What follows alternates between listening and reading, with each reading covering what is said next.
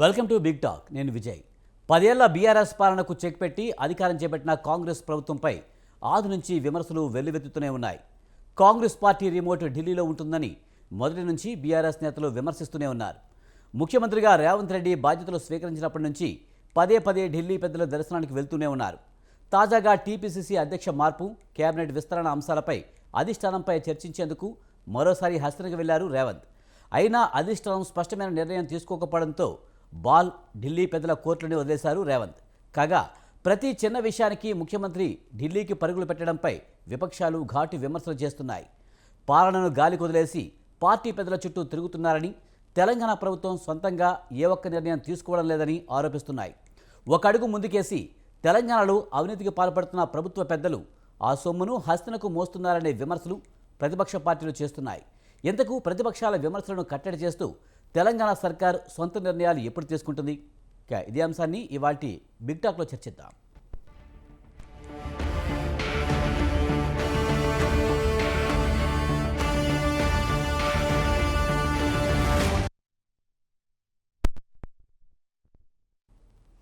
తెలంగాణలో పాలనను గాలికి వదిలేశారని, ఏది చేయాలన్నా వార్ టు ఢిల్లీ అంటున్నారనే విమర్శలు అయితే ప్రతిపక్షాలు చేస్తున్న పరిస్థితి. కాంగ్రెస్ అంటే ఢిల్లీ పెత్తనం అంటూ విపక్షాలు దుమ్మెత్తిపోస్తున్న పరిస్థితి కనిపిస్తుంది. ఇక ఇదే అంశానికి సంబంధించి మనతో మాట్లాడేందుకు గంగాపురం వెంకటరెడ్డి గారు, బీజేపీ రాష్ట్ర అధికార ప్రతినిధి మనతో ఉన్నారు. వారితో మాట్లాడదాం. అలాగే మానవతరాయ్ గారు, కాంగ్రెస్ రాష్ట్ర నాయకులు మనతో ఉన్నారు. బచ్చు శ్రీనివాస్ గారు, బీఆర్ఎస్ రాష్ట్ర నాయకులు మనతో ఉన్నారు. వారితో మాట్లాడదాం. ముందుగా మానవతరాయ్ గారు, నమస్తే అండి. నమస్తే అండి. సార్, తెలంగాణలో ఏ పని కావాలన్నా మనం ఓవర్ టు ఢిల్లీ అనాల్సిన పరిస్థితి ఉంది. పాలన అంతా కూడా గాలికి వదిలేశారనే విమర్శలని మీరు ఎలా చూస్తారు? గాలికి ఎందుకు వదిలేస్తారండి? ప్రతిపక్షాలు విమర్శించాలి కాబట్టి, ఏదో ఒకటి అనాలి కాబట్టి ఆ విధంగా మాట్లాడతారు. ఢిల్లీలో కేంద్ర మంత్రుల్ని, ప్రధాన మంత్రుల్ని కలిసి రాష్ట్రానికి రావాల్సినటువంటి నిధుల గురించి కూడా మాట్లాడుతున్నారు. మా అధిష్టానం ఢిల్లీలో ఉంటుంది కాబట్టి పార్టీలకు సంబంధించిన అంశాలు, పార్టీ సంస్థాగతంగా చేయాల్సిన మార్పులు, చేర్పులు, తర్వాత మంత్రి పదవులకు సంబంధించిన అంశాల మీద కూడా నిర్ణయాలు అక్కడ ఉంటాయి కాబట్టి అక్కడికి వెళ్తారు. ఢిల్లీ అనేది ఇప్పుడు తెలంగాణ రాష్ట్రం వచ్చిందంటే ఓన్లీ తెలంగాణ ఒక్కళ్ళు తెలంగాణలో పోరాటం చేసి వచ్చిందా? ఢిల్లీ సహకారంతో యూపీఏ చైర్పర్సన్ సోనియా గాంధీ గారు, ఆ రోజు రాహుల్ గాంధీ గారు, మన్మోహన్ సింగ్ గారు, వీళ్ళంతా కూడా స్పందించి కేంద్రం పరిధిలో ఉంటుంది కాబట్టి అది నిర్ణయాధికారం అట్లా వచ్చింది. ఇక్కడ కూడా అంతే కదా. ఇప్పుడు భద్రాచలం ప్రాంతంలో బీఆర్ఎస్ పార్టీ 7 మండలాలని అందులో కలిపింది. దాని ద్వారా దాని పర్యవసనాలు ఎన్నో ఇబ్బందులు పడుతున్నాడు. భద్రాచలం ప్రాంతంలో వరదలు వస్తే కనీసం ఆ చెత్త తీసి వేయడానికి కూడా ప్రదేశం లేకుండా అయిపోయింది. కాబట్టి అనేక రకమైన సమస్యలు ఉన్నాయి. వాటిని మళ్ళీ తిరిగి తెచ్చుకోవాలి. అదేవిధంగా విభజన చట్టంలోనే అనేకమైనటువంటి హామీలు ఇచ్చినాం మనం. ఉదాహరణకు బయ్యారం ఉక్కు ఫ్యాక్టరీ కానివ్వండి, సరే రైల్వే కోచ్ ఫ్యాక్టరీ తరలించకపోయారు. ఇంకా రకరకాల హామీలు ఉన్నాయి. ఆ సమస్యలన్నీ కూడా ఉన్నాయి. వాటన్నిటిని కూడా పరిష్కరించమని చెప్పేసి కోరుతున్నాం. అదేవిధంగా వెనుకబడిన జిల్లాలు ఆదిలాబాదు, మహబూబ్ నగర్ కొన్ని జిల్లాలు ఉన్నాయి. వాటికి రావాల్సినటువంటి నిధులు ఇంకా కేంద్ర ప్రభుత్వం దగ్గర పెండింగ్ లో ఉన్నాయి కాబట్టి మంజూరు చేయండి. అప్పుల ఊబిలో ఉరిగిపోయిన రాష్ట్రం 7 లక్షల కోట్ల అప్పు ఉన్నది. నెలకి 7,000 కోట్ల వడ్డీలు దాకా కట్టాల్సి వస్తుంది. మరి అదేవిధంగా ఇచ్చిన హామీలను కూడా నెరవేర్చుకుంటూ ప్రజలకు ఇబ్బంది లేకుండా మరి మేము పరిపాలిస్తున్నాం కాబట్టి, అదేవిధంగా 25 లక్షలు మేము ఆల్రెడీ ఇందిరమ్మిళ్ళు కడుతున్నాం. కేంద్ర ప్రభుత్వం నుంచి కూడా సహకారం అడుగుతున్నాం. తప్పు లేదు. ఇది సమాఖ్య వ్యవస్థ, నియంత్రిత వ్యవస్థ కాదు. కేంద్రం రాష్ట్రం కలిస్తేనే ప్రభుత్వం ఇది.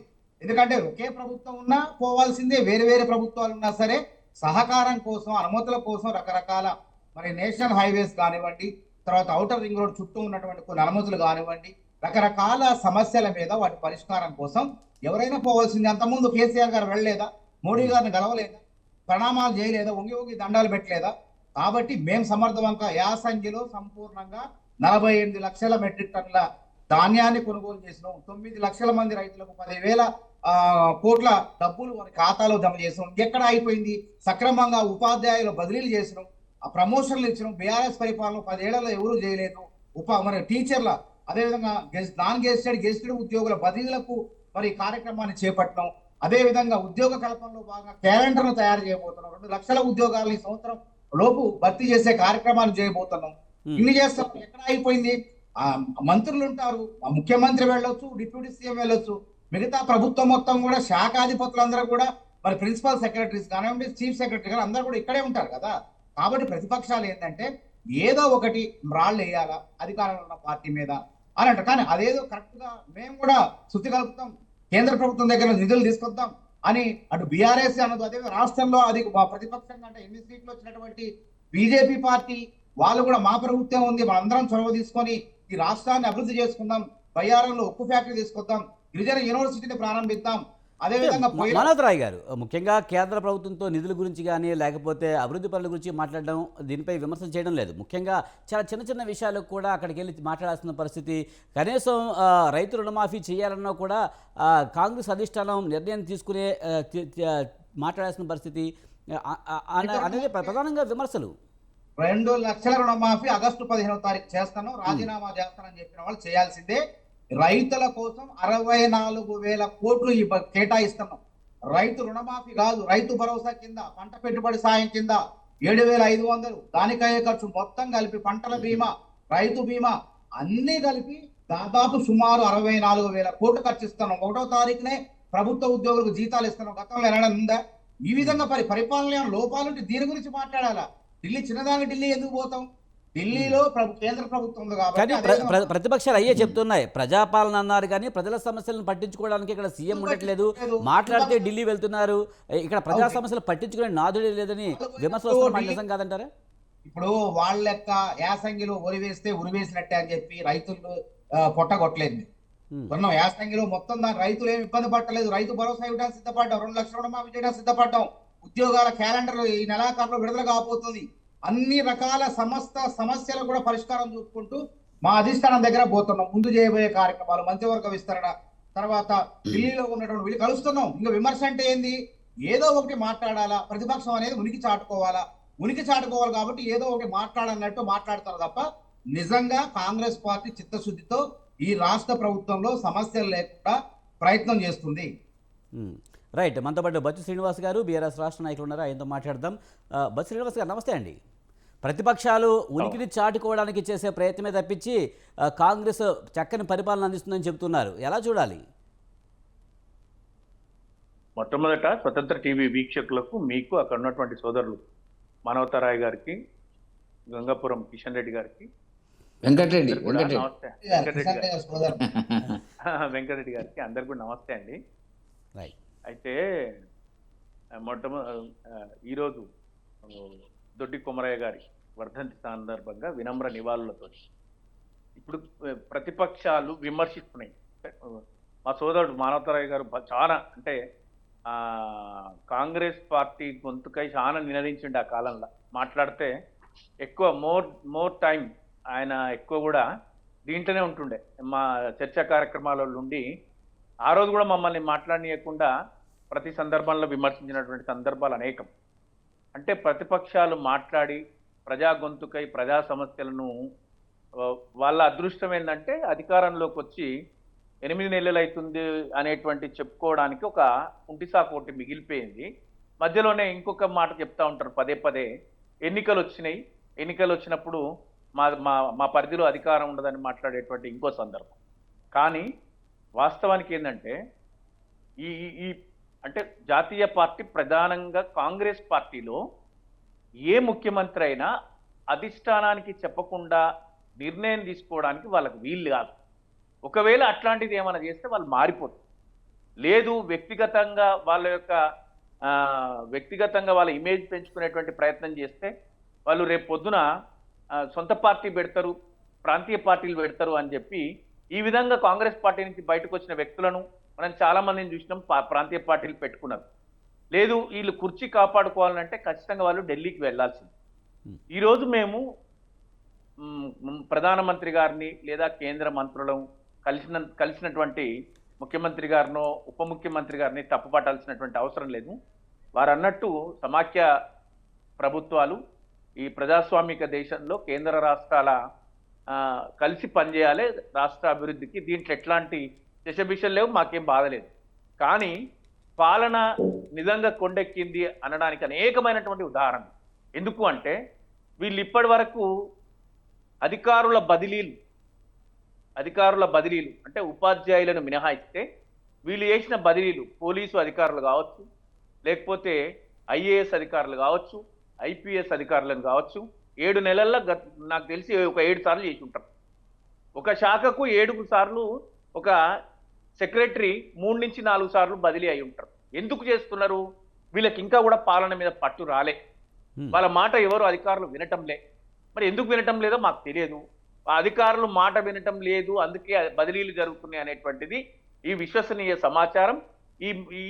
ఇదొక బోగట్ట, ఇట్లా జరుగుతుంది. ఇంకొకటి, వరుస వీళ్ళు పదే పదే గొంతుంచుకొని అరచటోళ్ళు. రైతు ఆత్మహత్యలు జరుగుతున్నాయి, ప్రభుత్వ హత్యలవి, ప్రభుత్వానికి పట్టింపు లేదు, రైతు బీమాలు ఇస్తుంది బీఆర్ఎస్ ప్రభుత్వం అని అనేటోళ్ళు. ఈరోజు వరుసగా నిన్న మొన్న ఈరోజు వరుస రైతు ఆత్మహత్యలు జరిగినాయి, ఆత్మహత్య ప్రయత్నాలు జరిగినాయి. ఎందుకు మీరు వాటి పట్ల సానుకూలంగా స్పందిస్తలేదు? నా భూమిని ఆక్రమించుకుంటున్నారు అని మాట్లాడుతున్నారు. దయచేసి నేను మానవతరాయి మిత్రునికి ఏం చెప్తున్నా అంటే, మా సోదరునికి చెప్పేది ఏంటంటే,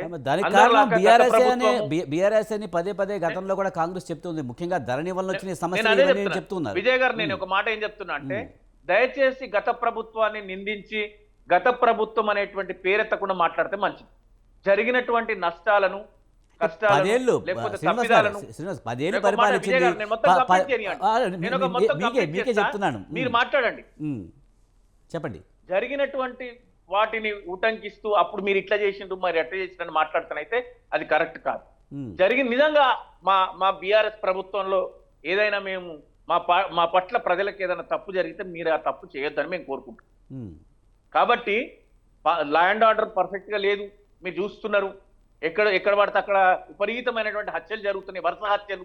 మీరు పేపర్ తీయండి, ఏ న్యూస్ పేపర్ తీసినా కామన్ మ్యాన్ ఈరోజు ఏ టీవీ ఛానల్ విపరీతమైనటువంటి అవేర్నెస్ వచ్చింది. యూట్యూబ్లు అవి ఇవి గడిచిన క్షణాలలోనే జనాలలోకి వెళ్ళిపోయేటువంటి ఈ సమాచారం వల్ల అభద్రతా భావం ఎక్కువైపోయింది. నిన్న మా సిస్టర్ వాళ్ళ ఇంట్లో 5 గంటలు కరెంటు లేదు. ఈ మాట అన్నాం అనుకోండి, కరెంటు మీద కమిషన్ ఇచ్చినాం మేము, మీరు అట్లా చేసింది ఇట్లా చేసింది అంటారు. కరెంటు అంటే ప్రజలకు కనీస మౌలిక వసతుల కల్పనలో ఈ రాష్ట్ర ప్రభుత్వం పూర్తిగా విఫలమైంది. రైతులకు భరోసా కల్పించలేకపోయింది. ఇప్పుడు రేపటి పంటకు వాళ్ళు ఏదో అంటున్నారు, రైతు బంధుని తీసి రైతు భరోసా అంటున్నారు. దాని కింద ఇవ్వాల్సినటువంటి మొత్తం ఇవ్వలేదు. గొప్పగా ఏదో మేము 1వ తారీఖుకే జీతాలు ఇస్తున్నాం అంటున్నారు. మేము 10 సంవత్సరాలలో కేటాయించిన నిధులు కానీ, మేము చేపట్టిన ప్రాజెక్టులు కానీ, నిర్మాణాలు కానీ మీరు ఇంకా చేయాలంటే చాలా కష్టం. మీకున్న సమయం అలా సరిపోదు కాంగ్రెస్ పార్టీకి. అయితే ఎందుకు ఢిల్లీకి వెళ్తుండ్రు వీళ్ళు? ఢిల్లీలో గనక వీళ్లకు ఆశీర్వాదం లేకపోతే హైదరాబాద్ లో వీళ్ళ పీఠాలు కదిలిపోతాయి. అందుకోసమే అస్తమానం ఢిల్లీ చుట్టూ ప్రదక్షిణ చేయాల్సిందే. మనం వద్దన్నా వాళ్ళు కాదన్నా హైకమాండ్ దగ్గర పోయి ప్రతిక్షణం చెప్పుకోవాల్సిందే. ఏ పార్టీ అయినా ముఖ్యమంత్రి గారు జరిగిపోతుంది. శ్రీనివాస్ గారు, ఏ పార్టీకైనా అధిష్టానం ఉంటుంది, అధిష్టానానికి చెప్పే కదా చేయాల్సింది, పార్టీలో నిర్ణయాలు తీసుకోవాల్సినవి. నేను అదే చెప్తున్నా సార్, అధిష్టానం నిర్ణయం మేరకే చేయాలి. కానీ అస్తమానం అభద్రతా భావంలో అధిష్టానము ఇక్కడ ప్రభుత్వం కొనసాగుతుంది. కాంగ్రెస్ పార్టీ నిర్ణయాధికారం ఒక వెసులుబాటు లేకపోవడము, ప్రతిక్షణము వాళ్ళ కనుసన్నలలో మెదలడము, వాళ్ళకొక భయం ఈయనేమన్నా చేస్తాడేమో అని, వీళ్ళకొక భయం వాళ్ళు ఏమన్నా చేస్తారేమో అని, ఈ అభద్రతా భావంలోనే కాంగ్రెస్ పార్టీలు ఎప్పుడు కూడా ముఖ్యమంత్రులు మారేటువంటి పరిస్థితులు ఉంటాయి. స్థిరమైనటువంటి ప్రభుత్వాలు అందించకుండా పోతుంటుంటారు. ఇట్లాంటివి మీరు దేశవ్యాప్తంగా చూసినటువంటి పరిస్థితులు ఉంటాయి. అందుకే ముఖ్యమంత్రి గారు పదే ఢిల్లీకి వెళ్తున్నారు. అందులో పెద్ద తప్పు పట్టాల్సిందేం లేదు, కొత్త పని ఏం కాదు, అది పాత పద్ధతే కొనసాగిస్తున్నారు. ఏ పార్టీ అయినా అధిష్టానంతో చర్చలు జరపడం అనేది చాలా కామన్. దీనికే ఢిల్లీ పాలన అంటారని కాంగ్రెస్ అయితే మండిపడుతున్న పరిస్థితి కనిపిస్తుంది. మనతో పాటు గంగాపురం వెంకటరెడ్డి గారు, బీజేపీ రాష్ట్ర అధికార ప్రతినిధి మనతో ఉన్నారు, ఆయనతో మాట్లాడదాం. వెంకటరెడ్డి గారు నమస్తే అండి. నమస్తే సార్, ఏ పార్టీకైనా అధిష్టానం అనేది ఉంటుంది, దాంతో చర్చలు జరపడం అనేది చాలా కామన్. అలాగే కాంగ్రెస్ కూడా అధిష్టానంతో చర్చలు జరపడం అనేది తప్పు కాదు కదా, అది ఢిల్లీలో ఉన్నా సరే. బీజేపీ కూడా ఉంది, బీజేపీ అధిష్టానం కూడా ఢిల్లీలోనే ఉంటుంది. ఇప్పుడు రేపన్న రోజున మీరు కూడా మీరు అధికారంలోకి వస్తే ఓవర్ టు ఢిల్లీ అనొచ్చు మిమ్మల్ని కూడా. ఇప్పుడు ఒకటి విజయ్ గారు, లైవ్లో ఉన్న మిత్రులు అందరికి కూడా నమస్తే. ఇప్పుడు గత 7 మాసాల 8 మాసాల కాంగ్రెస్ పాలనను తెలంగాణలో చూసిన తర్వాత నేను ఒక 50 సంవత్సరాలుగా కాంగ్రెస్ అధిష్టానము, ఎక్కువ భాగం కాంగ్రెసే ఉమ్మడి రాష్ట్రంలో అధికారంలో ఉన్నది కాబట్టి పరిశీలించేటువంటి ఒక అవకాశం నాకు లభించింది.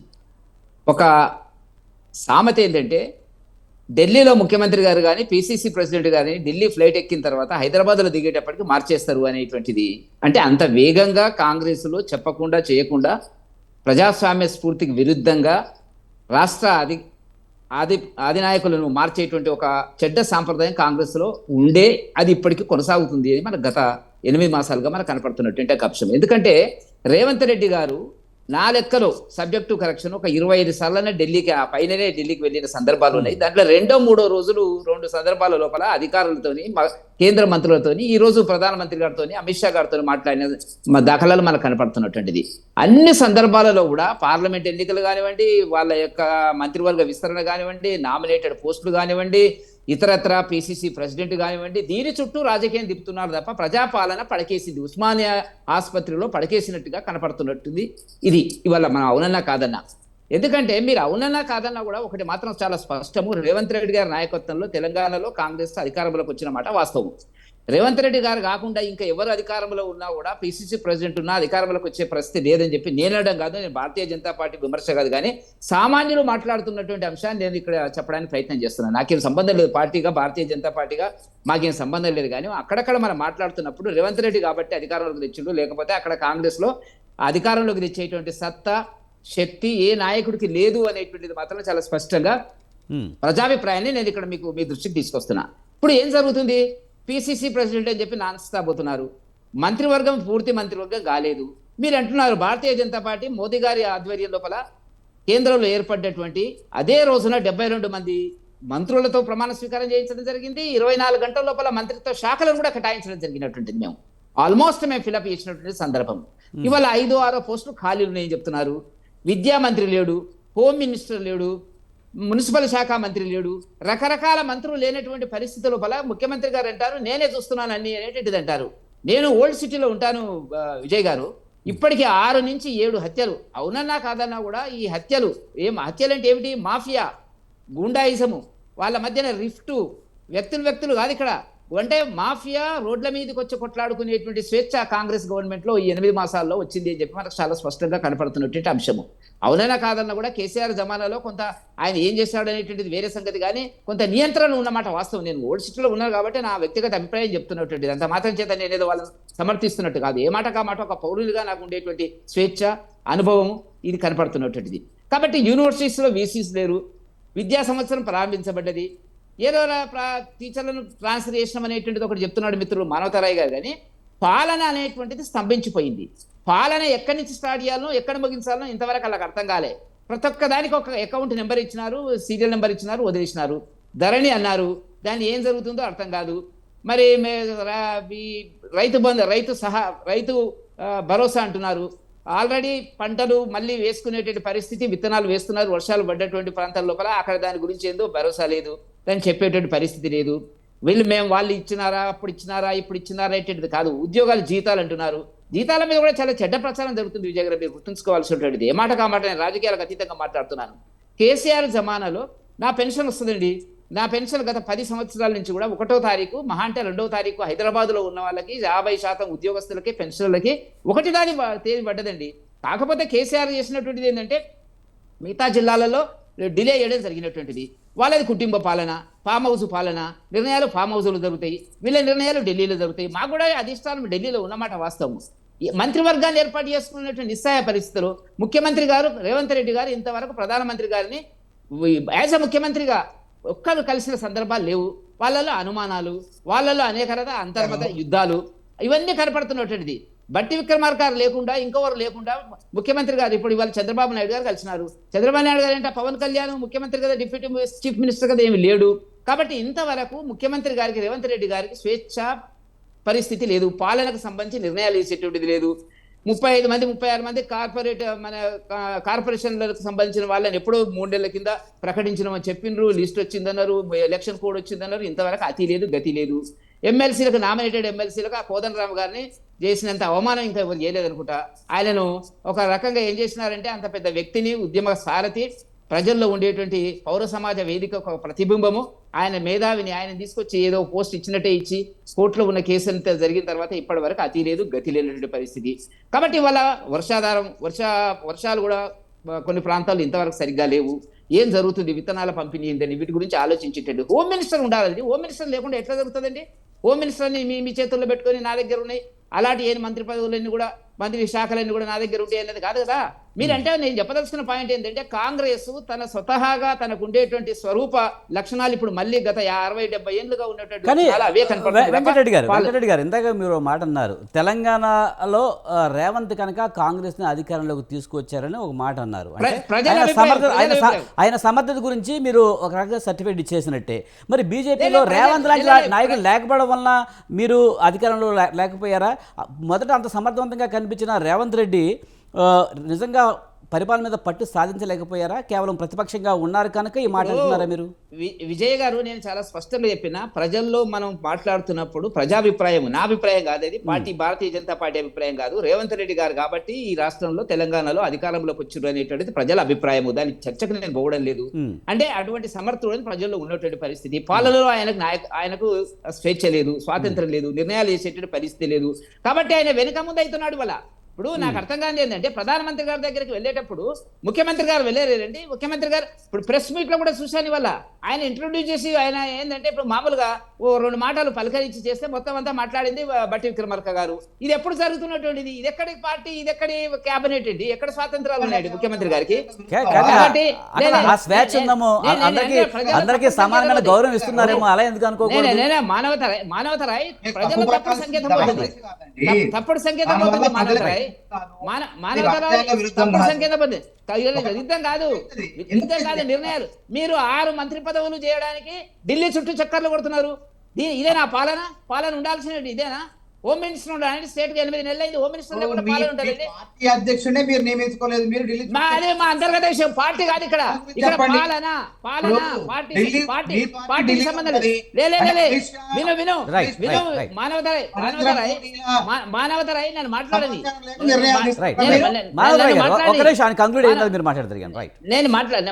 నన్ను మాట్లాడని మా పార్టీ అధ్యక్షుడు ఉండాలనా లేదా ఉండకూడదా అనేటువంటిది పార్టీ లేదు, ప్రజలకు సంబంధం లేదు.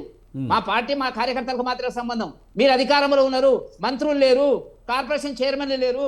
మరి ఈ విషయంలోకి వచ్చేటప్పటికి ఏంటంటే అధికారులు ఇప్పుడు వీసీస్ లేరు. నీకు తెలుసు కదా, చాలా పోరాటాలు చేసినావు కదా మానవతరాయ్ వీసీస్ గురించి. నువ్వు గతంలో ప్రతిపక్షాలు కాబట్టి మాట్లాడితే అనేది కాదు కదా, మీరు మాట్లాడేది గతంలో చాలా సందర్భాల్లో విమర్శించినారు కదా. కాబట్టి నేను అంటున్నది ఏంటంటే 8 ఏళ్ల తర్వాత కూడా ఒక ప్రభుత్వాన్ని, స్థిరమైన ప్రభుత్వాన్ని ప్రజలకు అందించేటువంటి పరిస్థితి లోపల తెలంగాణలో కాంగ్రెస్ ప్రభుత్వం లేదు అనేటువంటిది మా విమర్శ. మీరు ఎవరిని పెట్టుకుంటారో పెట్టుకోండి, మీ కుమ్ములాటలు, మీ అంతర్యుద్ధాలు వీటన్నిటిని తీసుకొచ్చి ప్రజలకు పాలనలో మీరు చూపించకండి. ధరణి ఏమైందో ఇంతవరకు మీకు అడ్రస్ లేదు. కమిటీలు వేసినారు, ఉద్యోగస్తుల గురించి మాట్లాడుతున్నారు, 4 డిఏలు ఇంతవరకు ఇయ్యలేదు. నా భవిష్యత్తు అనే పరిస్థితి లోపల ఎన్నడూ కూడా 4 డిఏలు, గత ప్రభుత్వంలో కూడా 4 డిఏలు డ్యూ లేవండి, వాయిదాలు లేవండి. ఇలా వాళ్ళ పిఆర్సీ ఏందని తెలియని వాళ్ళు పాపం వాళ్ళందరూ కూడా ఏంటంటే టీఆర్ఎస్ కి అనుబంధంగా చాలా కాలం పనిచేసినారు కాబట్టి నాయకులు వాళ్ళు అడిగేటువంటి స్వేచ్ఛ లేకుండా ఉద్యోగస్తులు కలిసినప్పుడు మాతో మాట్లాడుతున్నటువంటి సందర్భం ఇది. పెన్షనర్స్ ఈ ప్రభుత్వం వచ్చిన తర్వాత ఏం జరుగుతుందంటే ఒక మాట చెప్తున్నారు, మేము 1వ తారీఖున జీతం ఇచ్చినాం అనేటువంటి. అది గొప్ప విషయం అనేది. 1వ తారీఖు జీతం ఇవ్వడం వాళ్ళంటే ఇవ్వలేదు. వాళ్ళ అసమర్థ పాలన, ద్రవ్యానికి సంబంధించిన నియంత్రణలో టీఆర్ఎస్ ప్రభుత్వం చేసినటువంటి అనేక లోటుపాట్లు, అప్పులు చేసినారు అని మీరు అంటున్నారు. అప్పులు మీరు అంతకంటే ఎక్కువ చేస్తున్నారు. మీరు ఏం చేస్తున్నారో మీకు అర్థం అయితే లేదు, వాళ్ళకి అర్థం కాలేదు. కాబట్టి వాళ్ళ పాలన మేము అడుగుతున్నది అంటే భారతీయ జనతా పార్టీగా ఒక స్వచ్ఛమైన పాలన ఉండాలి, పౌరులకు అన్ని రకాల సౌకర్యాలు అందాలా. ఇది మేము ఎలక్షన్ కోడ్ అది ఇదని చెప్పుకుంటూ పోయి కాలక్షేపం చేసుకుంటూ మొన్న 5 రోజులు ఉన్నాయండి ముఖ్యమంత్రి గారు ఢిల్లీలో. ఏం అవసరం అండి? 5 రోజులు ఉండాల్సినటువంటి అవసరం వచ్చింది. మళ్ళీ పరిగెడుతున్నారు, వస్తున్నారు. ఈ ఫ్లైట్ లేదో, కథ ఏందో, వాళ్ళ బిల్లు లేదో, చార్టర్ ఫ్లైట్స్ ఏందో, వాళ్ళ డబ్బులు ఎవరు భరిస్తున్నారో అనుమానాలు ఉన్నాయి ప్రజలు నేను మాట్లాడుతున్నటువంటి విషయంలో. కాబట్టి టీఆర్ఎస్ ప్రజాపాలన అంటారు. ఏమైనా ప్రజాపాలనలో ఏం జరుగుతుందో. వెంకటరెడ్డి గారు, మీ అనుమానాలకి మానవతరాయ్ గారు ఏం చెప్తారో చూద్దామండి. మానవతరాయ్ గారు, ముఖ్యంగా ప్రతిసారి 5 రోజులు అక్కడ ఉండడం, ఈ ఖర్చులు ఇవన్నీ ఎవరు భరిస్తున్నారు? ఈ ప్రజలకు చాలా అనుమానాలు ఉన్నాయంటూ కూడా వెంకటరెడ్డి గారు అంటున్నారు. ఏం చెప్తారు? రేవంత్ రెడ్డి గారు ప్రత్యేకమైన విమానాల్లోనే పోవట్లేదు. ఆ సమయం వచ్చినప్పుడు ప్రజలతో కలిసి కూడా ప్రయాణం చేస్తున్నారు. అక్కడ ఖర్చులు అంటే ఏముంటారు? అక్కడ తెలంగాణ భవన్ ఉంది, అక్కడ రెసిడెంట్ కమిషనర్ ఉన్నాడు. అది తెలవని విషయం కాదు. వెంకటరెడ్డి గారు కూడా ఏంటంటే అనవసరమైన అంశాలు అంటే ఏంటంటే విమర్శించడానికి ఏమి లేవు కాబట్టి ఇప్పుడు ప్రధానమంత్రి దగ్గర మాది బహుముఖ నాయకత్వం, మీది కూడా అంతే. ఏకనాయకత్వం ఉండదు. జాతీయ పార్టీలో బహుముఖ నాయకత్వం ఉంటుంది. ముఖ్యమంత్రికి ఎంత విలువ ఉంటుందో ఉప ముఖ్యమంత్రిని కూడా గౌరవించే సాంప్రదాయం ఉంటుంది. కాబట్టి కానీ అలా అయితే గ్రూపులు ఏర్పడే అవకాశం ఉంటుంది కదా. ఆ గ్రూపుల మధ్య సమన్వయం ఉండే అవకాశం తక్కువ ఉంటుంది కదా. ఇద్దరు మాట్లాడతారు అంశాల మీద. తప్పేముంది? ఇద్దరు పోతే ఏమన్నా తప్పు? అది ఏమన్నా చట్ట వ్యతిరేకమా చెప్పండి? దాన్ని విమర్శించడానికి అసలు కారణమే కాదు, విమర్శించాల్సిన అవసరం కూడా లేదు. కాబట్టి వాళ్ళు తెలియజేస్తున్నా. ఇంకేంది అత్యాచారాలు చట్టాలు ఇప్పుడు రాష్ట్రానికి పోయింది. అందుకే మాదక ద్రవ్యాల అడ్డాగా మారిపోయింది తెలంగాణ ఒకప్పుడు మొన్నటిదాకా. మాదక ద్రవ్యాల నుంచి బయటపడేసేందుకు డ్రగ్స్ నియంత్రణ కోసం కేంద్ర ప్రభుత్వాన్ని సైబర్ నేరాలు చట్టాలు వాటన్నిటి గురించి కూడా సహకారం కోసం పోవడం జరిగింది. దాంట్లో రాజకీయం అనేది మా మంత్రులు అనేది వస్తారు. ఎందుకు తినబోతులు చెందుతారు? 4 రోజులు అయితే అందరు మంత్రులు వస్తారు. ఆషాఢం శుభముహూర్తాలు వస్తాయి కాబట్టి ఆషాఢం వెళ్ళిపోవడంలోనే శ్రావణ వస్తారు. తొందరపడాల్సిన అవసరం లేదు. వీసీలు కూడా మేము గతంలో జరిగిన జాప్యం 2 సంవత్సరాలు 3 సంవత్సరాలు ఉపకులపతులు నియమించడానికి మేము జాప్యం చేయలే. వెంటనే కాల్ చేసినాం, చర్చ్ కమిటీ వేసినాం, ఫలితాలు విడుదలిస్తాం. మేధావుల్ని విద్యావంతుల్ని వైస్ ఛాన్సలర్ ఉపకులపతులుగా నియమించబోతున్నాం. 4 రోజులు ఆగండి, తెలిసిపోద్ది. ఎందుకు అప్పుడే ఇంకేది మీరు జడ్జిమెంట్లు ఇచ్చేస్తున్నారుగా బాగలేదని ప్రజలంతా కూడా మెచ్చుకుంటున్నారు. రైతులకు ఏమి ఇబ్బంది లేదు, రైతులందరూ కూడా హాయిగానే ఉన్నారు. వాళ్ళకి ఎటువంటి ఇబ్బందులు లేకుండా వ్యవసాయ శాఖ మంత్రి ఎప్పటికప్పుడు అప్రమత్తంగా ఉంటున్నారు. ఇంకేం కావాలా? పాలన ఎక్కడ గాడిపడింది చెప్పండి. ఇప్పుడు నిన్న ఒక అమ్మాయిని ఒక యువతిని మరి మానభంగం చేస్తే వెంటనే నేరస్తులు పట్టుకున్నారు. తక్షణమే ఫిర్యాదు ఇచ్చినటువంటి 1-2 గంటల్లోనే వాళ్ళు ఎక్కడున్నారో పోయి తీసుకొచ్చేశారు. స్పందంగా గతంలో చాలా ఘోరాలు నేరాలు జరిగినాయి. అదే అంటున్నా. ఇప్పుడు తెలంగాణ రాష్ట్రం ఎంత పెద్ద వాళ్ళైనా సరే మాదక ద్రవ్యాలు లాంటి కేసుల్లో సంబంధం ఉంటే వాళ్ళు తప్పకుండా శిక్షిస్తామని చెప్పింది. దానికోసం అడుగులేస్తున్నాం.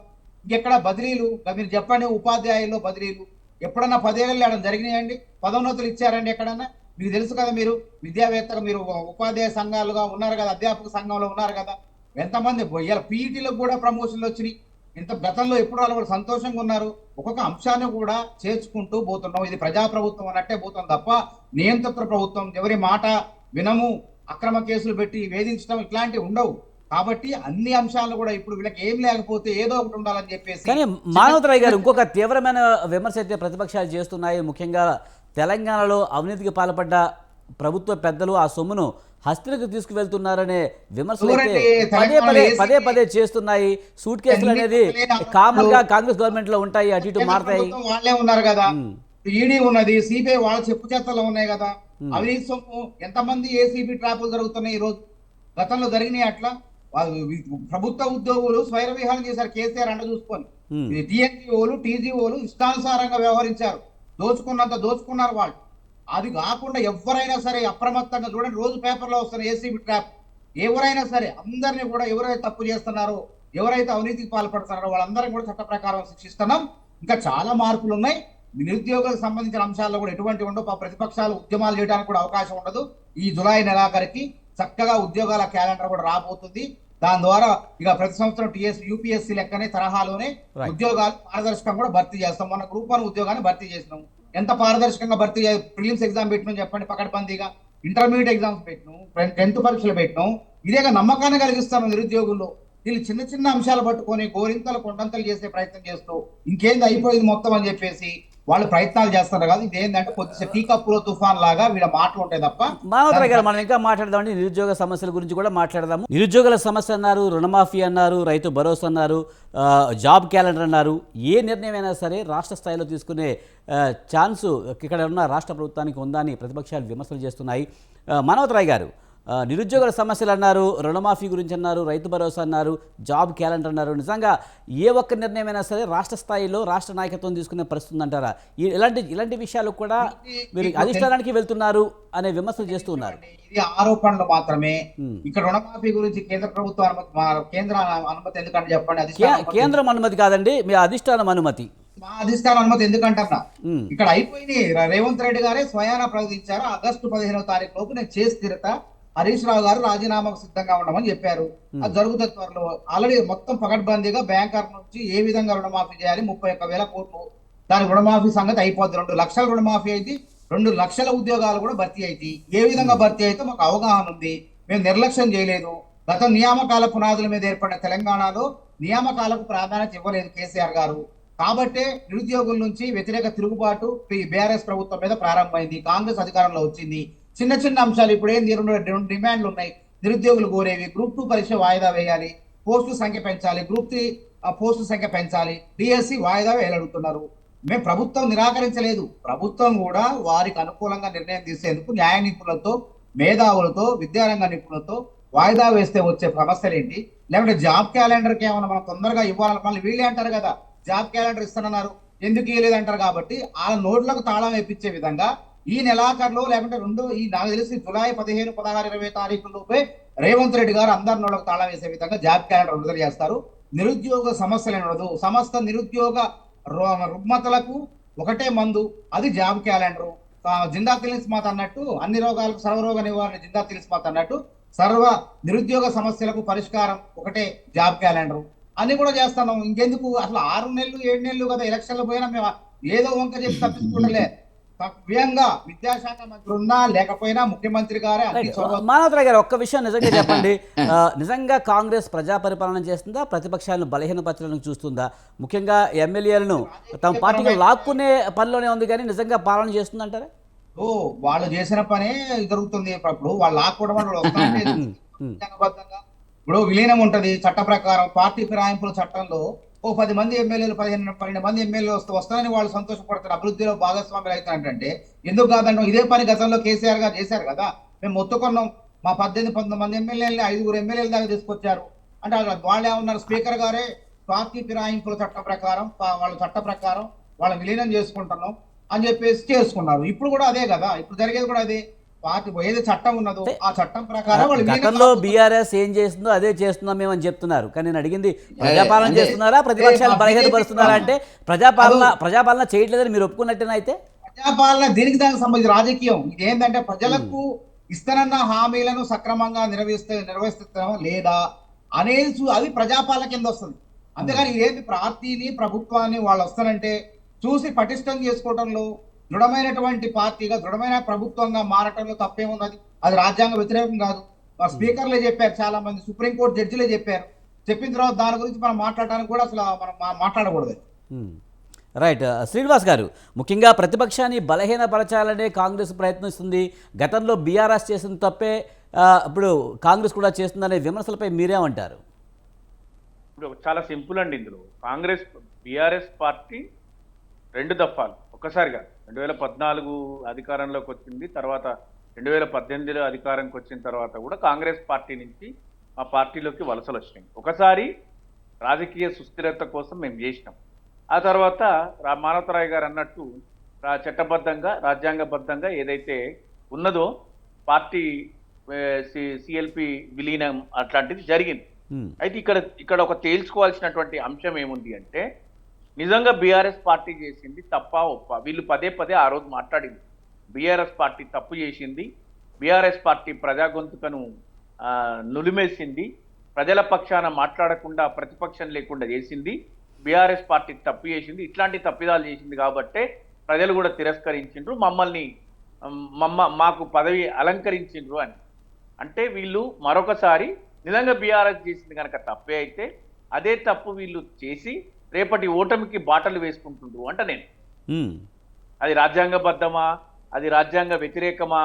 గతంలో జరిగినటువంటి దాన్నే మేము పునరావృతం చేస్తాం, రాజకీయ కక్షలు సాధిస్తాం, కావాలని వలసలను ప్రోత్సహిస్తాం.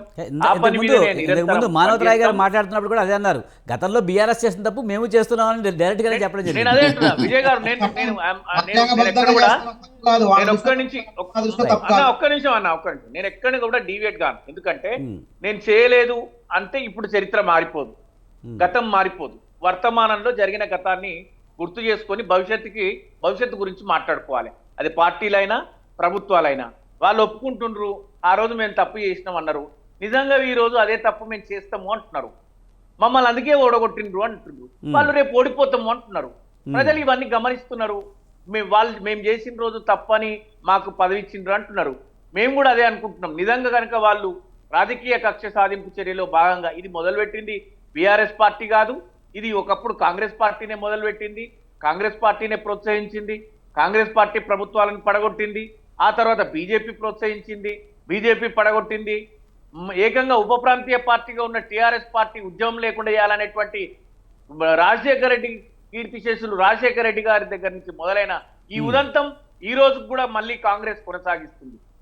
పార్టీలైనా ప్రభుత్వాలైనా సచ్చరిత్ర కొనసాగించాలి, కానీ ఇట్లాంటి చరిత్రను పునరావృతం చేస్తే మళ్ళీ అందరికి పట్టిన పరిస్థితే వాళ్ళకు కూడా పడుతుంది. దాన్ని ప్రగతి అంటారా, అభివృద్ధి పేరిట అంటారా, మీరు ఏ పేరిట చేసినా అంతిమంగా మీ ఉద్దేశం ఏదైనా ప్రదేశం మాత్రం అదే. మీరు చేయాలనుకుంటున్న పనులు అవే ఉన్నాయి.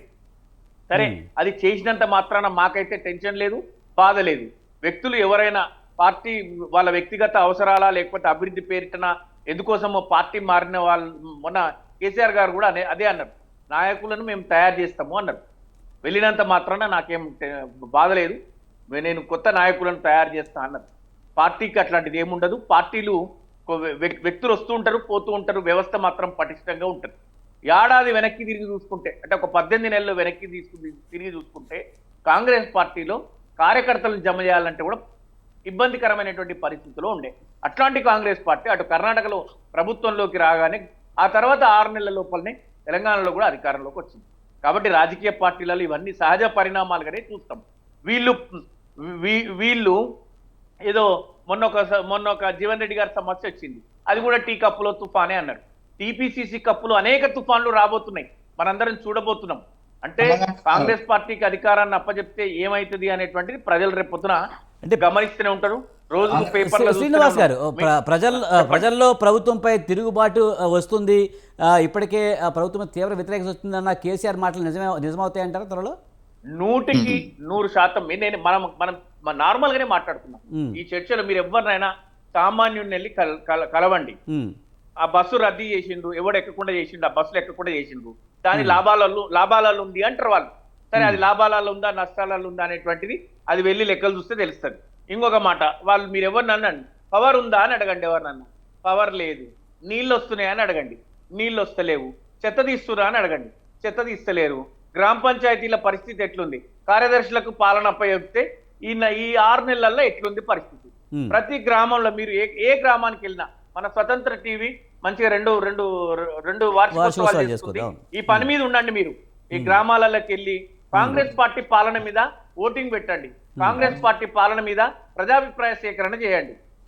ఖచ్చితంగా మీరు ఎక్కడికి వెళ్ళినా కూడా మనకు మంచి బ్రహ్మాండమైనటువంటి గుర్తింపు వస్తుంది. మన ఛానల్కి వాళ్ళ ప్రభుత్వం మీద అభిప్రాయం వస్తుంది, వాళ్ళకు కూడా ఉపయోగపడుతుంది. బెటర్ గవర్నెన్స్ ఇవ్వడానికి వాళ్ళకు కూడా పనికి వస్తుంది. నేనేమో వాళ్ళని ఇప్పటికిప్పుడే 8 నెలల్లోనే బంగారు మెడలు తెమ్మని లేకపోతే బంగారు గోడలు కట్టమని అనట్లే. ఇప్పటికైనా కూడా ప్రభుత్వం పైన పాలన పైన పట్టు సాధించలేదు ఈ ప్రభుత్వం అనేదే మేము చేస్తున్నటువంటి ఆరోపణలు. మీరు చూడండి, వాళ్ళు అంటున్నారు మేము చాలా బ్రహ్మాండంగా పరిపాలిస్తున్నాము లేకపోతే అని అంటున్నారు. మేము చెప్పిన ఆరోపణలలో ఎక్కడైనా కూడా తేడా ఉందా? హత్యలు జరగట్లేదా? రైతు ఆత్మహత్యలు జరగట్లేదా?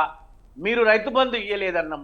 మీరు 15 ఆగస్టుకు 2 లక్షలు రుణమాఫీ చేస్తే మీరు వేసిన కమిటీ మీకే ప్రజలు సంతోషంగా అవును మేము నమ్మి ఓటేసినటువంటి ప్రభుత్వం మేము అనుకున్న విధంగానే రైతు రుణమాఫీ చేసిందని సంతోషాన్ని వ్యక్తం చేస్తారు. మీకు రాబోయే ఎన్నికలలో సహకరిస్తారు. దీంట్లో మనం ఏ దాంట్లో డీవియేట్ అవ్వాల్సిన అవసరం లేదు. మీరు ఎన్ని తప్పు పనులు చేసి మీరు ఇచ్చిన హామీలు గాలికి వదిలేస్తే రాబోయే రోజులలో ఖచ్చితంగా ప్రజలు క్షేత్రస్థాయిలో స్థానిక సంస్థల ఎన్నికలు ఉన్నాయి, ఇంకా చాలా ఎన్నికలు ఉన్నాయి. అప్పుడు ఖచ్చితంగా వీళ్ళ పైన ప్రజా తిరుగుబాటు ఇప్పటికే ఎక్కువైంది. ఎందుకు ఈ పార్టీని మనం తెచ్చుకున్నాం అనేటువంటి ఆలోచనలో ప్రజలైతే ఉన్నారు. ఇది మా అభిప్రాయం. ప్రజల నుంచి మాకు వస్తున్నటువంటి వరుస ఫిర్యాదులు, తెలంగాణ భవన్కి వచ్చి నిరుద్యోగులు కానీ లేకపోతే చాలా మంది మా వర్కింగ్ ప్రెసిడెంట్ గారిని వచ్చి కలుస్తున్నారు. మీరు కూడా చూస్తున్నారు, మీ టీవీలలో కూడా వేస్తున్నారు ఆ వార్తలన్నీ. కాబట్టి వాళ్ళు సహజంగానే కాంగ్రెస్ వస్తే అందరికి తెలిసిందే ఢిల్లీ సెంట్రిక్ గా పాలన జరుగుతుంది, ఇక్కడ నిర్ణయాధికారాలు ఉండవు. ఇస్తే వీళ్ళు ఏం చేస్తారు అన్నటువంటి భయం, వ్యక్తి సెంట్రిక్ గా పరిపాలన జరుగుతుంది, మమ్మల్ని మర్చిపోతారని ఆ ఢిల్లీ పెద్దలు అనుకుంటా ఉంటారు. ఇది కాంగ్రెస్ లో నార్మలే. వాళ్ళు అనుకున్నట్టు మేము జాబ్ క్యాలెండర్ ఇస్తాం, లేకపోతే జాబ్ క్యాలెండర్ వేసేస్తాం, నిరుద్యోగ సమస్యలు తీర్చేస్తాం, రైతు రుణమాఫీ చేస్తాం. కమిటీల పేరిట కాలయాపన మాటలు చెప్పి రోజులు గడిపేదాం కాదు. మీరు రాగానే చేసేస్తామన్నారు, అధికారంలోకి రాగానే చేసేస్తాం, పెట్టేస్తాం, సంతకాలు చూడాలి. డెడ్ లైన్ ఏదో పెట్టారు ఆగస్టు 15 అని చెప్తున్నారు, మరి అది ఎంతవరకు అవుతుంది? అది రెండోసారి పార్లమెంట్ ఎన్నికలు జరుగుతుంటే అంటే మళ్ళీ మూడోసారి ఛాన్స్ లేకుండా విజయ్ గారు వాళ్ళు ఏమన్నారంటే ఎక్కడ పోతే అక్కడ బీజేపీ ప్రచార సభలలో హిందుత్వ పేరిట వాళ్ళు ఓట్లు దండుకోకుండా వాళ్ళ గడ్డి కొట్టడానికి ఏ దేవుడు ఉంటే ఆ దేవుడి మీద పాపం ఆయన రేవంత్ రెడ్డి గారు అక్కడ దేవుడి మీద ప్రమాణం చేసి ఆగస్టు 15 వరకు లక్ష్మీనరసింహస్వామి, ఆగస్టు 15 రాజన్న పేద, ఆగస్టు 15 గద్వాల అమ్మవారి పేరు, ఎక్కడ పోతే అక్కడ. కాబట్టి చూడాలి మరి ఒకటోసారి రెండోసారి అయిపోయింది, మరి మూడోసారి అనేది ఉంటుందో లేదో చూడాలి. మరి నిజంగా కాంగ్రెస్ మాట నిలబెట్టుకుంటామో చూడాల్సిన పరిస్థితి. వాళ్ళు ఏం చేస్తారో చూద్దాం తప్పకుండా. రైట్, వాళ్ళు ఏం చేస్తారో చూస్తాం, దాని మీద స్పందిస్తాం, ప్రజా గొంతుకై నినదిస్తాం, ఆ పార్టీని నిగ్గదిస్తాం. అసెంబ్లీ లోపల, అసెంబ్లీ బయట వాళ్ళు మమ్మల్ని ఎన్ని మాటలన్నా, మొన్న పిల్లల్ని మోతీలాల్ విద్యార్థి నాయకుడిని పరామర్శించడం పోతే కూడా వాళ్ళు అరెస్ట్ చేసిండ్రు, తీసుకుపోయిండ్రు. పరామర్శకపోతే అరెస్టులు చేసిండ్రు, వాళ్ళు అరెస్టులు చేయలేదంటుండ్రు. వాళ్ళు అరెస్టులు చేసినా ఏది చేసినా మేము మాట్లాడతాం, మాట్లాడకుండానైతే మౌనంగానైతే. రైట్ రైట్ రైట్ వెంకటరెడ్డి గారు, ముఖ్యంగా కాంగ్రెస్ గవర్నమెంట్లో కరెంటు, నీళ్లు, చెత్త ఏమీ లేవు, గ్రామాల్లో పరిస్థితి చాలా అధ్వానంగా ఉందని బీఆర్ఎస్ నాయకులు చెప్తున్నారు. నిజంగా అలాంటి అధ్వాన స్థితిలో కాంగ్రెస్ గవర్నమెంట్ ప్రభుత్వం ఉందంటారా, లేకపోతే ప్రతిపక్షంగానే ఇలాంటి విమర్శలు చేస్తున్నారనుకోవాలా? ఒక్కటి విజయ్ గారు, ఇప్పుడు మన చర్చ ఏంటంటే రేవంత్ రెడ్డి గారి ఆధ్వర్యంలో ఏర్పడినటువంటి క్యాబినెట్ అనేటువంటిది స్వతహాగా స్వేచ్ఛగా పరిపాలన పట్ల దృష్టిని పెట్టిందా లేదా అనేటువంటి చర్చ కేంద్రంగా మనం ఇవాళ మాట్లాడుతున్నాం. నేను ఎందుకు మాట అంటున్నానంటే, ఒక 10-15 రోజుల కింద మంత్రివర్గ సమావేశం తర్వాత గౌరవ ముఖ్యమంత్రి గారు ప్రెస్ మీట్ పెడుతూ బ్రీఫ్ చేసింది మీకు జ్ఞాపకం ఉంటుంది. నేను ఒకసారి మానవతారాయ్ గారు కూడా గుర్తు చేస్తున్నా. ఎవరెవరో ఏదో మాట్లాడుతుంటారు మా గవర్నమెంట్లో, కాబట్టి అవన్నీ నమ్మకండి. మా పార్టీ తరఫున కేవలం 2 మంత్రులు మాత్రమే మాట్లాడతారు విధానపరమైన నిర్ణయాల మీద. 1 శ్రీధర్ బాబు గారు, 2 పొంగులేటి శ్రీనివాస్ రెడ్డి గారని ప్రకటించే పరిస్థితికి ముఖ్యమంత్రి వచ్చిండంటే ఎవరు మాట్లాడతారండి? మంత్రులు ఇష్టం వచ్చినట్టు మాట్లాడతారు. రైతు భరోసా, రైతు బంధు వచ్చింది, జీవన్ రెడ్డి గారు ఒకటి మాట్లాడతారు, పొన్న ప్రభాకర్ గారు ఒకటి మాట్లాడతారు, నాగేశ్వరరావు గారు మంత్రి గారు ఒకటి మాట్లాడతారు. ఎట్లా ఉంటుందా అనంటే, ఎవరికి 5 ఎకరాలు అంటారు, 10 ఎకరాలు అంటారు, ఇన్కమ్ ట్యాక్స్ అంటారు, ఉద్యోగస్తులకి ఇవ్వమంటారు, రాజకీయ నాయకులు, రకరకాల వార్తలను. అంటే ఏమిటి, ఒక విధానపై నిర్ణయం మీద కాంగ్రెస్ లో నిర్ణయం లేదు, అంగీకారం లేదు, సమన్వయం లేదు, మాట్లాడుకుంటూ పోతున్నారు. కాబట్టి నిర్ణయాలు ఎక్కడ జరుగుతున్నాయి? అక్కడ. హోంశాఖతో పాటు కీలక శాఖలు అన్ని కూడా రేవంత్ చేతిలో ఉన్నాయి. కేబినెట్ విస్తరణకు ఎంత సమయం కాంగ్రెస్ ఎందుకు తీసుకుంటుంది, అధిష్టానం ఎందుకు ముందుకు వెళ్ళట్లేదన్న విషయాలపై మాట్లాడదాము. వెంకటరెడ్డి గారు, ఎలా చూడాలి ముఖ్యంగా హోంశాఖ దగ్గర? నేను ఇంతకుముందు చెప్పినట్టుగా రేవంత్ రెడ్డి గారికి స్వేచ్ఛ లేదు పాలన మీద. ఆయనను ప్రతిసారి వెనక్కి లాగుతున్నారు, ముందుకు లాగుతున్నారు. వాళ్ళ అంతర్గత రాజకీయాలు, కుమ్ములాటలు కాంగ్రెస్లో సహజము. వాళ్ళే చెప్పుకుంటారు ఏంటంటే ప్రజాస్వామ్య పార్టీ మాది, ఎప్పుడు కూడా అభిప్రాయ భేదాలు ఉంటాయి. ఒకసారి ఎన్నికైన తర్వాత బొటాబట్టి మెజార్టీతో వాళ్ళు వచ్చినారు. ఇవాళ బీఆర్ఎస్ గవర్నమెంట్ ఏ పద్ధతి అయితే పార్టీ ఫిరాయింపులను ప్రోత్సహించిందో అదే పద్ధతిలో వాళ్ళు వెళ్తున్నారు.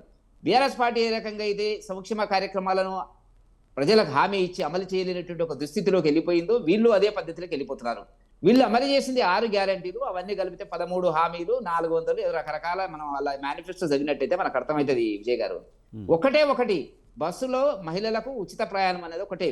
ఉచిత ప్రయాణం వాళ్ళేమో, టికెట్ లేని వాళ్ళేమో ఉచిత ప్రయాణం చేస్తున్నారు, టికెట్ తీసుకున్నటువంటి వాళ్ళేమో నిలబడి ప్రయాణం చేసేటువంటి పరిస్థితి ఉంది. ఎందుకంటే నేను ప్రాక్టికల్ ఎక్స్పీరియన్స్, నేను 2 రోజుల కింద ఒక బస్సులో ప్రయాణం చేసినప్పుడు చాలా దూరం స్టాండింగ్ పోవాల్సినటువంటి పరిస్థితి ఏర్పడింది. ఏం జరుగుతుందో చూద్దాం అనేటువంటి దానికి నేను గమనించడం జరిగినట్టయితే. ఇక మిగతాది ఏముంది, 200 యూనిట్లు ఫ్రీ అన్నారు.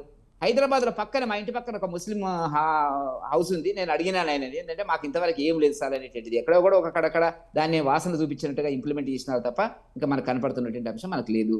ఒకటి బీమా 10 లక్షలకు పెంచినాం అన్నారు. అది 10 లక్షలకు ఎంతమందికి ఇచ్చిండ్రు, ఏమి ఇచ్చిండ్రు అనేటువంటిది ఒక ఆర్డర్ తప్ప అది 10 లక్షలు అయ్యేది లేదు, 10 లక్షలు ఇచ్చేది లేదు. కాబట్టి వాళ్ళ మేనిఫెస్టోలో ఉన్నటువంటి ప్రధానమైనటువంటివి ఏవైతున్నాయో, రైతు కూలీలకు ఇస్తామన్నటువంటిది ఏంది అనేది పెండింగ్లో ఉంది. మేము ఇస్తామంటున్నారు.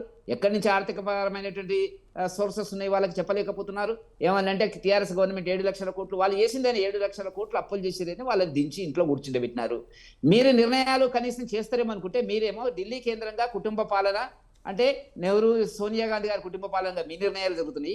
వాళ్ళేమో ఫామ్ హౌస్ నిర్ణయంగా, కేసీఆర్ ఫ్యామిలీగా వాళ్ళు ఈ కుటుంబ నిర్ణయాలలో పార్టీ ఉన్నప్పుడు, కొంత డెమోక్రటిక్ స్పిరిట్ పార్టీలో లేనప్పుడు ఇవన్నీ సమస్యలు వస్తున్నాయి. కాబట్టి మేము అడుగుతున్నది ఏంటంటే ప్రజాపాలన అందించండి అని అడుగుతున్నాం.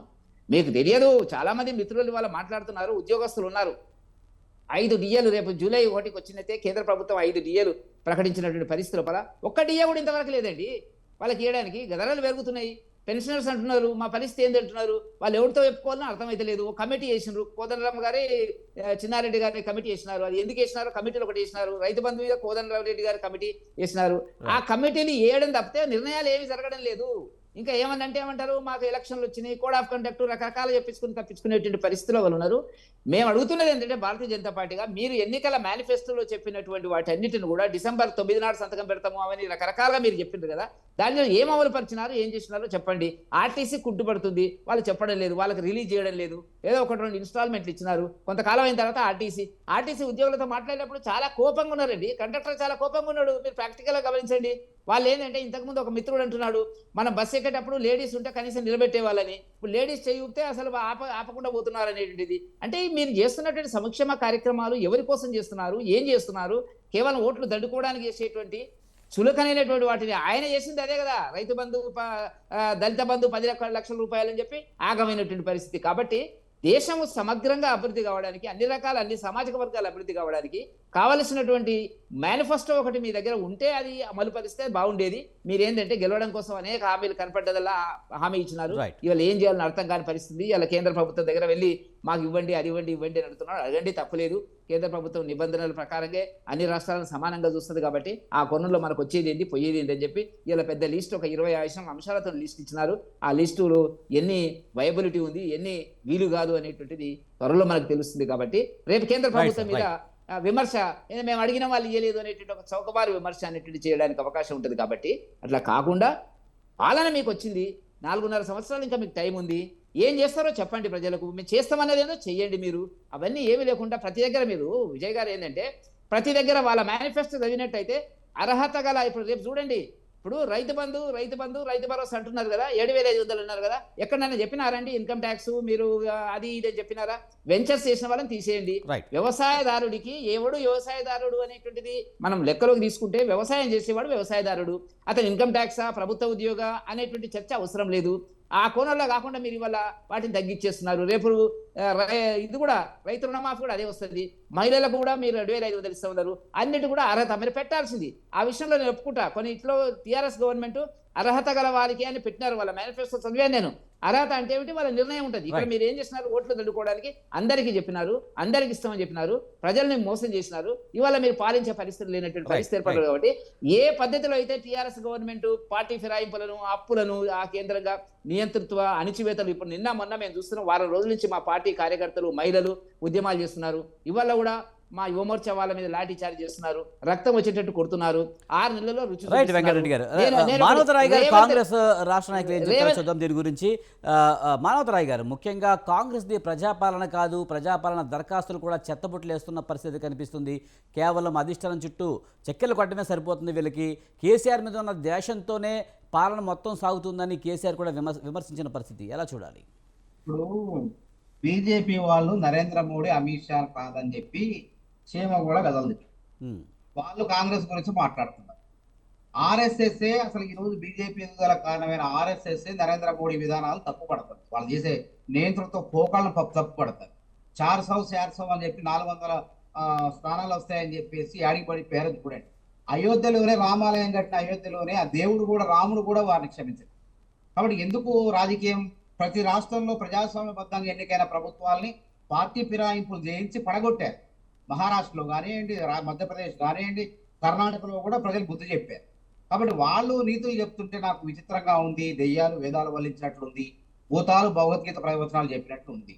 అసలు వీళ్ళకేంది? బస్సుల్లో ప్రజలు హాయిగా పోతున్నారు. వెంకరెడ్డి గారు మరి కార్లు పోయేవారు, మరి బస్సు ఆ రోజు ఎందుకు ఎక్కడ పరీక్షించడానికి ఎక్కిన అంటాడు. ఆయన మహిళలకే కదా ఉంటా, జెంట్స్ లేదు కదా. లాభాల్లో ఆర్టీసీ లాభాల్లో ఉన్నది ఆ 3,500 ఉద్యోగాలకు కూడా ఆర్థిక శాఖ ఆమోదం తెలిపింది.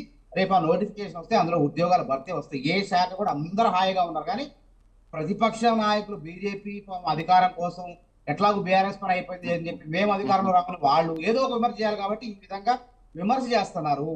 అదే బీఆర్ఎస్ వాళ్ళు ఏంటంటే పార్లమెంట్ ఎన్నికల్లో ఓడిపోయేసరికి ఆ 14 స్థానాల్లో డిపాజిట్ దక్కపోయేసరికి ఏదో రకంగా మాట్లాడాలని చెప్పేసి మాట్లాడుతున్నారు. కానీ వాస్తవంగా ప్రజలంతా కూడా, ఉద్యోగస్తులు కానివ్వండి, ప్రజలు కానివ్వండి, అందరూ కూడా సమస్యలు లేక, కానీ కొన్ని సమస్యలు అయితే చెప్తూ ఉన్నారు. ముఖ్యంగా ప్రతిపక్షాలు కరెంటు, నీళ్లు, కనీసం చెత్త కూడా తీయని పరిస్థితి ఉంది అని పదే చెప్తున్నారు. అది బీఆర్ఎస్ వాళ్ళకి మాత్రమే వస్తుంది సమస్య, ఎక్కడ రావట్లేదు. ప్రజలు ఎవరు ధర్నాలు చేయట్లేదు, రోడ్లు అంటే ఎక్కట్లేదు. ఎన్నికలకు ముందు చెప్పారు, మీరు అధికారంలోకి వచ్చిన తర్వాత కూడా అదే జరుగుతుందన్న విషయాన్ని ప్రజలకు తీసుకువెళ్తున్నారు. అందులో వాస్తవం లేదంటారా? గతంలో జరిగిన అవినీతిని, చౌర్యాన్ని మరి వెలికి తీస్తున్నాం. కారణమైన విద్యుత్ శాఖ నష్టాలు రావడానికి కారకులు. అందులో మరి ఛత్తీస్గఢ్ నుంచి కరెంటు కొనుగోళ్లలో మరి అవకతవకల గురించి కూడా విచారణ జరుపుతున్నాం నరసింహారెడ్డి గారి కమిటీ ఆధ్వర్యంలో. అదేవిధంగా ఫోన్ ట్యాపింగ్ లో ఏ విధమైన అంశాలు అన్ని చేస్తాం, అన్ని వెలుగు తీస్తున్నాం. ఇందులో మేము ప్రజల తరఫున ప్రజలకు ఇబ్బంది లేకుండా ఉన్నాం. కానీ ఈ ప్రజలకు ఏ ఇబ్బంది లేకుండా చూస్తుంటే వీళ్ళు ఇబ్బంది పడుతున్నారు బీజేపీ, బీఆర్ఎస్. ఎందుకంటే వాళ్ళు మాట్లాడడానికి ఉండదు కాబట్టి 2500 వస్తున్నాయి, 200 యూనిట్లు వస్తున్నాయి. మరి ఆయన ముస్లిం, ఆయన ఎలిజిబుల్ కాదేమో. వెంకరెడ్డి గారి ఇంటి పక్కన ఉన్నటువంటి ఒక ముస్లిం మరి ఆయన పోయి అడగమనండి ఎందుకు రావట్లేదు. మరి మల్కాజ్గిరి నేనుండే ప్రాంతంలో అందరికి వస్తున్నాయి 200. ఉదాహరణకు అసలు ఇక్కడ ఉన్న మాకు కొంతమంది దరఖాస్తు చేశారు, ఉద్యోగస్తులు కూడా దరఖాస్తు చేశారు. అట్లాంటి వాళ్ళు నిరాకరించారు అధికారులు. ఎవరైతే పేదవాళ్ళు ఉన్నారో 200 యూనిట్ల లోపు ఎవరైతే కాలుస్తున్నారో 200 యూనిట్ల లోపు వాళ్ళకు అయితేనే ఉన్నాయి, అన్ని అయితేనే ఉన్నాయి. ఏది ఇచ్చిన హామీని 20 లక్షలు ఇల్లు కట్టమండి మేము కాంగ్రెస్ పార్టీ ఏ పార్టీ కట్టింది చెప్పండి. బీఆర్ఎస్ పార్టీ డబుల్ బెడ్రూమ్ ఇల్లు 2,20,000 కడుతున్నారని చెప్పి 1,50,000 ఇల్లు కూడా పూర్తి చేయాలి. ఇంకా అట్లనే ఉన్నాయి. మేము 4.5 లక్షల ఇల్లు నిర్మించి ఇవ్వబోతున్నాం పేద ప్రజలకు. ఇప్పటికే 20 లక్షల ఇల్లు ఇచ్చినాం. ఆ పోడుకు పట్టాలు. మానవతరాయ్ గారు, మనకు టైం అయిందండి. మనం ఇంకొకసారి దీనికి సంబంధించి డిబేట్ చేద్దాము. థ్యాంక్ యూ వెరీ మచ్ మానవతరాయ్ గారు, థ్యాంక్ యూ వెరీ మచ్. అలాగే బచ్చు శ్రీనివాస్ గారు, thank you very much. Venkatareddy గారు, థ్యాంక్ యూ వెరీ మచ్ డిబేట్లో పాల్గొన్నందుకు. ఇది ఇవాల్టి బిగ్ టాక్. చూస్తూనే ఉండండి స్వతంత్ర.